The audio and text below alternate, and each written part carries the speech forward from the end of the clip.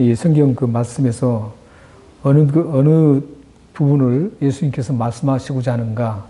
성경 말씀이 이 어떤 한 단락에서 그 스토리에서 강조하고 싶은, 우리에게 전해주고 싶어 하는 그 하나님의 마음이 무엇인가를 먼저 알고 성경 말씀을 읽으셔야 됩니다.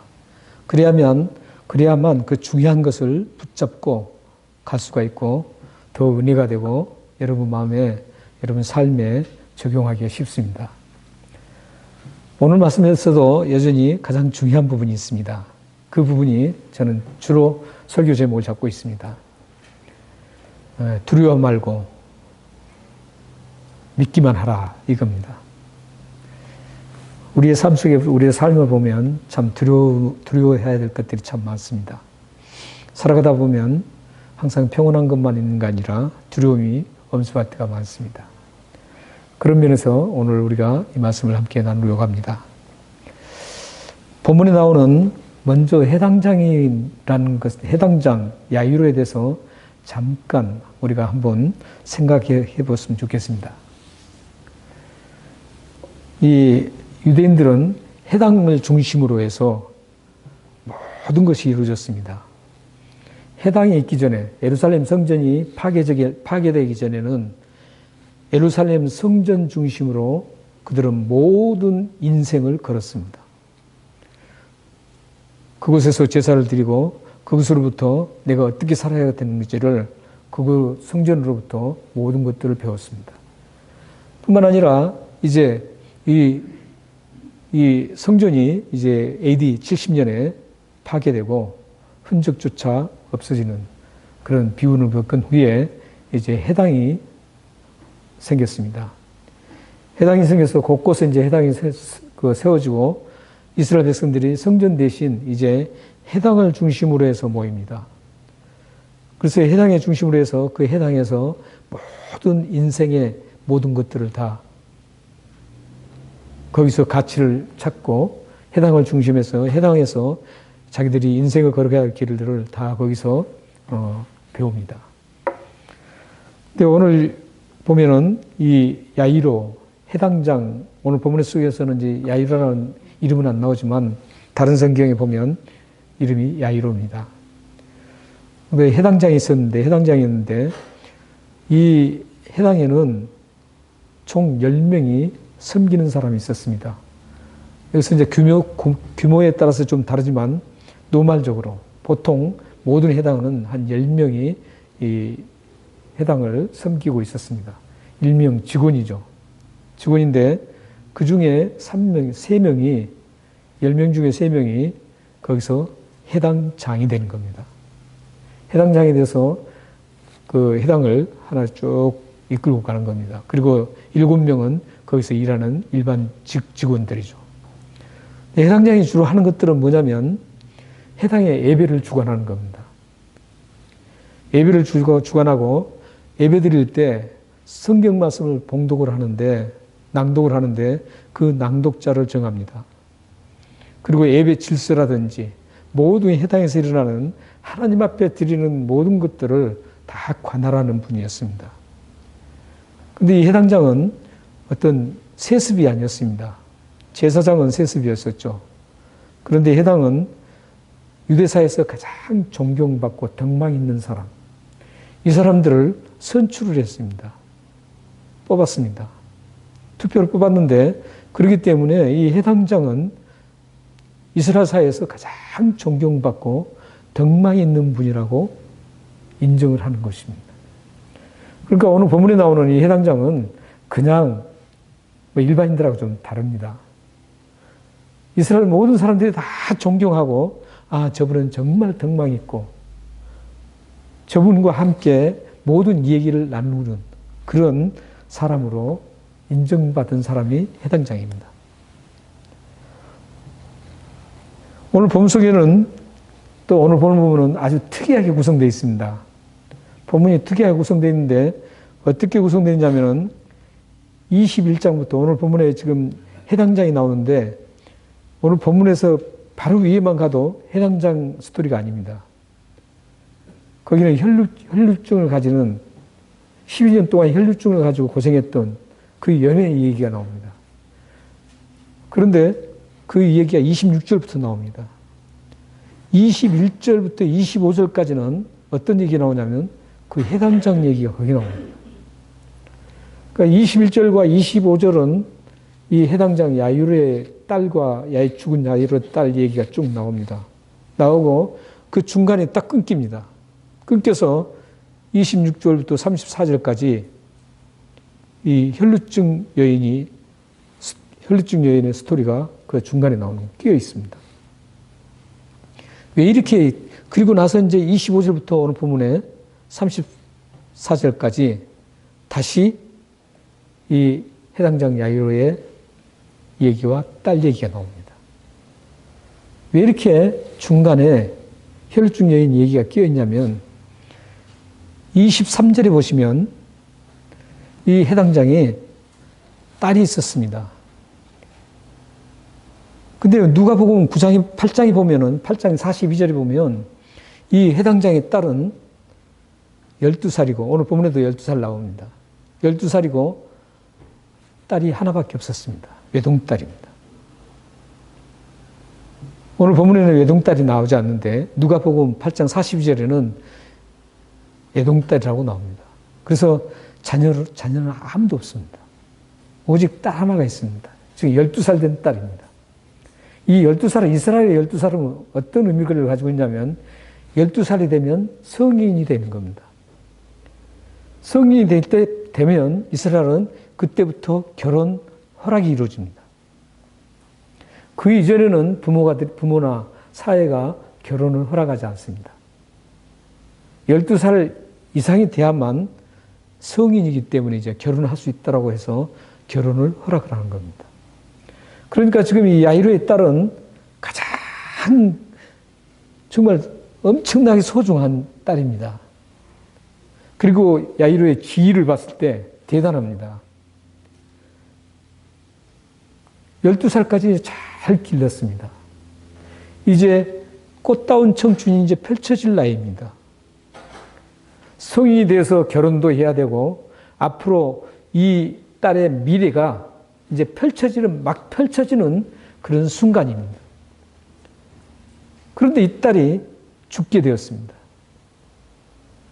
이 딸이 죽게 되어서 이 해당장 야이로가 예수님이 계신다는 것을 소문을 듣고 그까지 달려갑니다. 달려가서 예수님께 무릎을 꿇고 예수님 발 앞에 무릎을 꿇고 제발 나의 사랑하는 딸을 좀 와서 안수하셔서 살려달라고 합니다.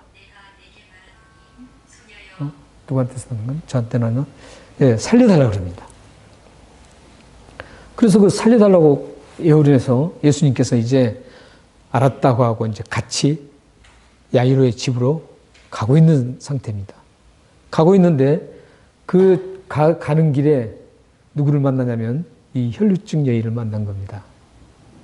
그래서 이 혈류증 여인이 예수님의 옷자락을 만지고 12년 동안 이 병원 저 병원 다 다녀도 고칠 수 없어서 재산을 다 허비하고 이제 마지막 포기하고 있는 상태에서 예수님의 옷자락을 만지고 치유됩니다.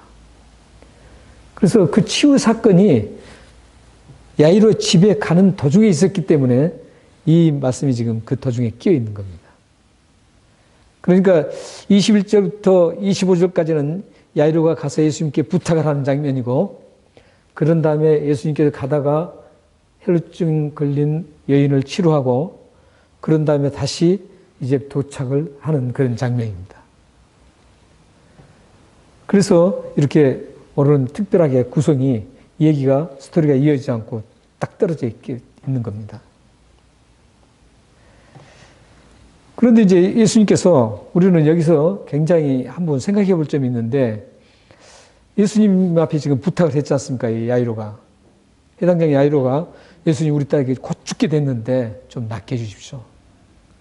해서 이제 가게 되는 거거든요. 가게 되는데 그러면은 급하게 다른 일과 다 어떤 좀 보류하고 곧장 가서 죽게 된 그 딸을 고쳐야 되지 않습니까? 그런데 예수님께서는 이제 거기 도착하지 않고 중간에 혈루증 여인을 고친 다음에 곧장 가지도 않습니다. 곧장 가지 않고 오늘 35절 말씀을 보면 계속 말씀을 하고 있습니다. 다른 성경이 보면은 너 이제 평안히 가라 그랬습니다. 혈루증 여인을 고치고. 그랬으면 이제 끝났으니까 바로 고쳐야 되잖아요. 그런데 그러지 않고 또 말씀을 하시는 거예요. 근데 그 무슨 말씀을 하셨는지는 성경에 기록되지 않습니다. 그러나 우리는 충분히 짐작할 수가 있습니다. 하나님 나라다 말씀을 가르쳤겠죠. 그래서 말씀을 가르치고 있는데 그 장면을 보는 해당장 야율의 심정이 어떻겠어요? 지금 사랑하는 딸, 하나밖에 없는 딸은 지금 죽어가고 있는데 고쳤으면은 빨리 가서 우리 딸을 지금 살려주면 좋겠는데 그렇지 않고 계속 딜레이가 되는 겁니다. 제가 처음에 호주 와서 가장 답답했던 게 뭐냐면 은행에 갔는데 은행에 이제 이렇게 돈을 좀 이렇게 찾으려고 갔는데 제가 찾으려고 하는 어떤 그건 전혀 신경 안 쓰고 옆에 그 직원들하고 같이 이 얘기하는 거예요. 아마 많이 긁혔을 거예요. 얼마나 속이 답답한지 말이죠. 영어는 잘 안 되지. 컴플레인도 못하지. 속이 막 답답한 거예요. 한국에서 살다 왔으니까요. 이것은 문화가 그렇지 않습니까? 근데 지금 예수님이 그렇게 하고 계시는 거예요. 얼마나 답답했겠어요. 그 상황은 전혀 다르죠. 지금 죽어가는, 꺼져가는 그 딸을 살려야 됐는데, 같이 가신다고 해놓고, 그냥 그렇게 하고 계시니, 얼마나 답답했겠습니까? 여러분이라면 어떤 마음이었을 것 같아요? 예수님, 원망했을 수도 있겠죠. 예수님, 빨리 가십시다. 할 수도 있고, 그러는데, 그렇게 하고 있는 사이에 문제가 발생했습니다. 어떤 문제가 발생했습니까? 야이로의 집에 있던 딸을 보고 있던 사람 중에 몇 사람인지는 안 나옵니다. 복수로 되어 있습니다. 그 사람들이 딸의 죽은 소식을 가지고 지금 주인한테 오는 겁니다. 해당장 야이로에게 와서 예수님 말씀하고 있는데 해당장 야이로도 거기서 지금 어쩔 수 없이 지금 있는 거예요. 그런데 와가지고 그 야이로한테 이렇게 얘기하죠. 딸이 죽었습니다. 그러니까 더 이상 예수님 괴롭히지 마십시오. 이 얘기는 뭡니까? 딸이 죽었으니까 끝났습니다. 예수님한테 이제 부탁할 것도 없습니다. 이런 얘기입니다. 얼마나 이 얘기를 들은 이제 이 해당장 야이로는 그 심정이 더 엄청난 충격을 받았겠죠. 그때 딱 생각나는 게 그러겠죠. 예수님이 좀 빨리 가서 우리 딸을 죽기 전에 살렸으면 됐을 텐데.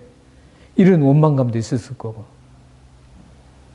그것도 부족해서 말씀을 좀 하지 않고 그냥 갔어도 살릴 수 있는 기회가 있었을 건데.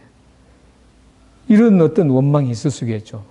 그런데 오늘 본문이라든지 다른 성경 마가복음이라든지 마가복음 9장이라든지 마태복음 9장이라든지 누가복음 8장에 보면 이 해당장 야이로가 단 한마디도 한 적이 없습니다.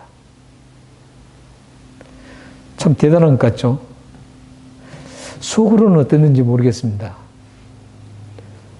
사실 그만한 지위가 있으면 당시에 지금 이 사역은 지금 초기 사역이거든요. 예수님이에요.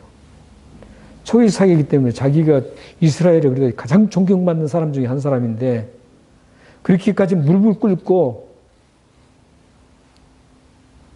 도움을 요청했으면 다른 거 다 제껴놓고 가야 되는데 그렇지 않는 거 보고 분노가 일어날 수도 있습니다. 자기 입에서 아무것도 아닌 존재 같은데 그래도 소문에 뭐 병을 고친다고 해서 우리 딸 병을 고쳐보자고 갔는데 이제 죽었으니까 끝난 거 아닙니까? 그러면은 자기 그 죄라든지 모든 걸 봤을 때 예수님께 충분히 항의할 수 있는 그런 사람입니다. 그런 위치에 있는 사람입니다. 그럼에도 불구하고 성경 전체를 봐도 단 한마디도 나오지 않습니다. 가자는 대로 갑니다. 그리고 집에까지 이제 가는 거죠. 우리는 여기서 이 해당장 야유로를 좀 배울 필요가 있습니다. 우리는 뭐가 이렇게 부딪히면 당장 반응을 하지 않습니까? 나에게 조금 어떤 불이익이 있으면은 바로 반응을 하죠. 근데 대부분의 많은 사람들이 자기보다 월등한 사람들에게는 반응을 잘 못합니다. 마음으로만 가지고 있습니다. 그러나 자기보다도 내가 충분히 얘기할 수 있다고 생각하는 사람에게는 바로 반응해서 그 사람이 잘못된 것들을 판단하고 정죄를 합니다. 우리들은 사실 이런 그리스도인들이 어떤 사람을 만나든지 나보다 더 약한 사람을 만나든지 강한 사람을 만나든지 우리는 모든 사람들을 이 야이로처럼 그 엄청난 지혜가 있었지만 다 끝났는데 사건이 딸이 죽었으니까 이제 끝났겠죠. 끝났다고 생각되는데도 불구하고 단 한마디도 하지 않습니다. 이게 야이로의 위대함입니다. 이 속에 지금 말하지 않는 그 속에 야이로의 믿음이 지금 담겨 있는 겁니다. 예수님에 대한 믿음이 지금 담겨 있습니다. 그래서 이제 이 예수님이 가자는 대로 따라가고 묵묵히 말없이 갑니다. 그럴 때 예수님께서 또 뭐라 그러십니까? 36절에 보면 불평 없이 묵묵히 따라가는 해당장 야이로를 향해서 36절에 말씀을 합니다. 두려워 말고 믿기만 하라. 이렇게 합니다. 이 말씀 속에는 어떤 뉘앙스가 있냐면 믿음이 전혀 없었다면 믿어라 이래야 돼요. 근데 믿음이 있었기 때문에 그 믿음을 지키라는 의미입니다. 지키고 있으라 이거죠. 그 있는 믿음을 끝까지 붙들고 있으라 이런 얘기입니다. 그러니까 우리는 어떤 살다 보면 어떤 처음에 뭔 일이 크게 닥칩니다. 닥치면 그걸 믿음으로 반응을 해요. 믿음으로 반응하다가 시간이 지나면서 이게 너무 큰 거예요. 장애물이. 너무 크니까 그 장애물에 압도되어서 그 믿음이 슬쩍 허물어져 버립니다. 지금 이 해당장 야이로도 그렇죠. 처음부터 믿음을 가지고 갔거든요. 고쳐줄 거라고 믿음을 가지고 예수님 앞에 갔잖아요. 그렇지 않으면 안 가죠. 믿음이 있었던 거예요. 그 믿음. 그 믿음 가지고 갔는데 딸이 죽었습니다. 우리가 일반적으로 생각했을 때 이 죽음이라는 것은 우리 인간의 가장 어렵고 죽음을 이해할 수 없는 것들이 죽음입니다. 우리 인간들이 가장 이해할 수 없는 것이 죽음입니다. 왜냐하면 죽음은 경험해봐야 알기 때문입니다. 근데 경험하면 이미 끝난 거죠. 그래서 이 야이로는 그 예수님한테 갔던 그 믿음을 지금 가지고 있는 겁니다. 가지고 있어서 예수님께서 그 믿음을 끝까지 지금 딸이 죽었지만 끝까지 지키라는 거예요. 끝까지 지키면 내가 책임져 주겠다 이 말씀입니다. 여러분들도 그래요. 어떤 사회, 어떤 일이 있어도 어떤 일을 만나도 도저히 내가 극복할 수 없다고 생각한 것들을 만나도 그때 여러분들이 걸어왔던 그 믿음이 있지 않습니까? 그 믿음을 끝까지 붙잡고 하나님을 신뢰하고 나가야 된다는 겁니다. 예수님께서는 지금 이 야이로에게 그 요청을 한 겁니다. 두려워 말고 믿음을 끝까지 가지고 있으라, 이런 얘기입니다. 지금. 믿기만 하라는 거죠. 너가 믿었던 그 믿음대로 믿기만 하라는 거예요. 그래서 우리는 여기서 이 믿음과, 예수님 말씀 속에서 믿음과 두려움 이 관계가 어떻게 형성되어 있는지를 우리가 알 수 있습니다. 두려움은 하나님을 믿는 강한 믿음이 있으면 두려움은 없습니다. 만약 여러분들에게 굉장히 스트롱한 페이스가 있어요. 믿음이 있어요. 믿음이 있으면 어떠한 큰 것을 만나도 두려워하지 않습니다. 하나님을 신뢰하는 그 믿음이 강한 믿음을 가지고 있다면 여러분들은 어떤 거에 있어도 두려워하지 않습니다. 그런데 작은 것에서도 두려워한다면 여러분들이 믿음을 체킹해 봐야 합니다. 어떤 분들은 조그만 거 가지고 막 두려워해요. 분명히 믿는 분인데 그것은 믿음의 차이예요. 제가 항상 말씀드리지만 믿음엔 두 가지가 있다고 그러지 않습니까? 예수님의 십자가의 죽으심을 믿고 내 죄가 용서된다라는 그 믿음. 그 믿음은 하나님의 은혜로 주어지는 겁니다. 내가 할 수 없는 믿음이에요. 그것은 구원에 이르게 하는 믿음입니다. 그런데 구원받은 이후에 믿음은 또 믿음이 있습니다. 이 믿음은 우리가 계속적으로 붙들고 가야 될 믿음입니다. 이 믿음의 차이에 의해서 지금 오늘 본 말씀은 이 믿음이에요. 구원받은 믿음이 아니라 하나님의 역사를 일으키고 나의 삶의 두려움을 물리치는 그런 믿음이에요. 이 믿음은 나의 믿음이 얼마나 크냐, 나의 믿음의 분량이 얼마만큼이냐, 여기에서 판가름이 나는 겁니다. 여러분의 믿음의 분량이 충만하면 어떤 것도 두려워하지 않습니다. 이게 지금 오늘 본문 말씀의 예수님 말씀이에요. 만약 믿음의 분량이 조그만하면 조그만 일에도 두려움을 느끼게 된 겁니다. 여러분, 내 스스로 믿음을 체킹하는 방법 중에 좋은 방법입니다.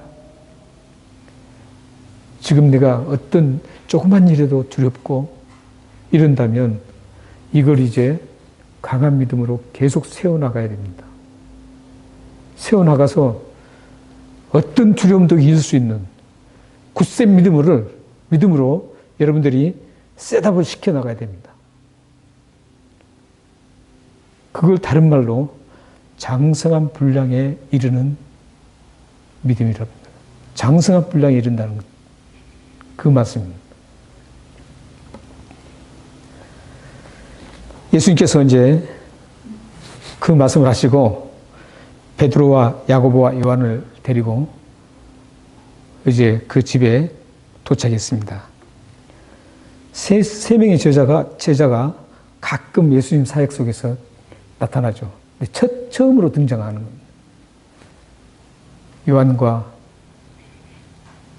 야고보와 요한, 베드로와 야고보와 요한, 이 세 사람이 항상 중요할 때 예수님이 따로 불러서 얘기를 합니다. 근데 오늘 이 본문 속에 지금 최초로 등장합니다. 그럼 왜 이 세 사람 최초로 등장했냐면, 이 지금 야이로 죽은 애동딸을 살리는 일이 예수님의 신성, 예수님께서 신성을 지금 처음으로 드러내는 그런 사건입니다. 일반적으로 어디 아프고 이런 것들은 다른 종교에서 다 많이 일어납니다. 그리고 다른 사람들도 그걸 행하는 사람들이 있습니다. 그러나 죽은 자를 살린다는 것은 하나님의 특별한 능력 아니면 되지 않습니다. 그래서 성경에서 죽은 자를 살리는 사건은 그리 많지 않습니다. 예수님 외에 몇 분이 있긴 있죠. 그런데 대부분은 그런 사건이 없습니다. 근데 오늘 예수님께서 지금 이 소녀를 살리는 그 장면은 예수님께서 하나님이시라는 것을 선포하는 그런 중요한 자리입니다. 최초로. 그래서 신명기서 보면 신명기 19장 15절에 보면 어떤 일을 증거를 하려면 증인을 세워야 됩니다. 증인을 세워야 되는데 율법에는 최소한 두세 사람을 세우라는 겁니다. 신명기 19장에 나옵니다. 최소한 두세 명을 시켜야 된다. 증인으로 세우라는 것이죠. 이 베드로와 야고보와 요한을 세 사람을 증인을 지금 세우는 겁니다. 이 사건을 통해서 예수님이 하나님이시라는 것을 지금 선포를 하는 증인으로 세운 겁니다. 이렇게 이제 예수님께서 증인을 세우고 이제 그 집에 들어갑니다. 그 집에 들어갔더니 그 야이로의 집이 어떤 상황이었는지를 38절에서 지금 밝혀주고 있습니다. 38절 한번 같이 읽겠습니다. 네, 38절 읽겠습니다. 시작. 해당 장의 집에 함께 가사 떠드는 것과 사람들이 울며 심히 통곡함을 보시고, 지금 떠드는 것과 울며 심히 통곡함을 보신다. 이제 야이로의 딸이 죽었습니다. 이스라엘에서 가장 지위가 있는 사람 중에 한 사람, 가장 존경받는 사람, 이 해당장의 집에 이 가장 귀한 외동딸이 죽었습니다. 그러니 얼마나 많은 사람들이 오겠습니까? 그래서 그 조문객들이 굉장히 많이 와서 지금 떠들고 함께 이야기하고 참 안타깝다 막 이런 얘기를 막 했겠죠. 그리고 여기 우는 사람은 어떤 사람을 얘기하냐면 이스라엘 백성들, 이스라엘뿐만 고대 근동에는 이런 당시에 이런 전통이 있었습니다. 장례식장에 손바닥을 치고 땅바닥을 치면서 가슴을 치면서 울어주는 사람이 있었습니다. 이 사람들이 여인을 두 명을 최소한, 이제 여기 아마 이 야이로 집은 좀 많은 몇 사람은 됐을 겁니다. 그러나 가장 가난한 사람도 두 사람 이상을 세웠습니다. 그 사람들을 이제 고용을 하는 겁니다. 해서 울어주는 겁니다. 막 손바닥을 치고 가슴을 치면서 땅바닥을 치면서 아이고 막 우는 겁니다. 울어주는 거죠. 그리고 피리 부는 사람을 또 고용했습니다. 오늘 본문에 안 나오는데 누가 보면은 피리 부르다 그랬습니다. 피리 부는 사람이 있습니다. 막 부는 겁니다. 그러면 여기서 이제 우는 사람 같이 울고 피리 부는 사람도 고용했으니까 피리 불고 이렇게 하고 있습니다. 그런데 이제 정말 슬픔에 잠겨 있는 사람들, 가족들이겠죠. 그리고 가장 사랑했던 사람들, 이 사람들이 지금 통곡하는 겁니다. 그러니까 우는 사람은 고용된 사람들이 그냥 우는 거고, 여기 통곡한 사람들은 가족이나 정말 이 딸을 사랑했던 사람들이 통곡을 하는 겁니다. 슬퍼서. 진정한 울음이죠. 이렇게 지금 여기서 울고 피리 불고 또 함께 얘기하고 막 이랬습니다. 그럴 때 예수님께서 이제 어떻게 하십니까? 39절에서 40절 말씀에 보면 그렇게 떠드는 곳에서 이제 예수님께서 이렇게 말씀하시죠. 이해할 수 없는 말씀을 합니다. 어떤 이해할 수 없는 말씀을 하냐면 이 소녀가, 이 아이가 죽은 것이 아니라 잠을 잔다. 이렇게 얘기합니다. 그러자 40절의 반응이 어떻게 합니까? 그 소리를 들은 사람들이 비웃습니다. 예수님께서 죽은 것이 아니라 잠잔다고 하니까 비웃습니다. 왜 비웃었을까요? 아니, 예수님은 죽은 것과 잠자는 것도 구분 못하나. 이겁니다, 지금. 우리는 보통 잠잔다 그러면 다시 일어나잖아요. 그런 것처럼 자기들이 볼 때는 일어날 수 없는 죽은 아이예요. 그런데 예수님은 잠잔다 그러니 이거 이해할 수가 없는 거죠. 그래서 비웃는 겁니다. 그런데 예수님은 그 비웃는 것 보고 그들을 꾸짖지 않습니다. 왜 그런 줄 아세요? 창조주 하나님은 죽음에 대해서 정확하게 알고 있지만 피조물의 인간은 죽음에 대해서 이해를 못하는 겁니다. 이 세상에 아무리 과학이 발달되고 철학이 발달되고 심리학이 발달돼도 죽음에 대한 정확한 규명을 아직까지 하지 못하고 있습니다. 죽음에 대한 정확한 규명을 못합니다. 그래서 죽음에 대해서는 규명을 딱 해놓고 모든 사람들이 그랬습니다. 죽음은 이런 것이다. 뭐 생물학적으로도 이해하고 뭐 해요. 그런 다음에 딱 다음에 단서가 반드시 붙어 있습니다. 뭐가 붙었냐면 이것은 인간이 경험하지 못했기 때문에 이해할 수 없는 것이다. 이렇게 단서를 붙여놓습니다. 죽음은. 사실 얼마나 이 죽음에 대해서 안타깝겠어요. 근데 잠잔다 그러니까 어항이 벙벙한 거죠. 그래서 비웃는 겁니다, 지금. 비웃어도 예수님은 그런 인간을 알기 때문에 꾸짖지 않으시고 개의치 않고 예수님께서 하실 일을 합니다.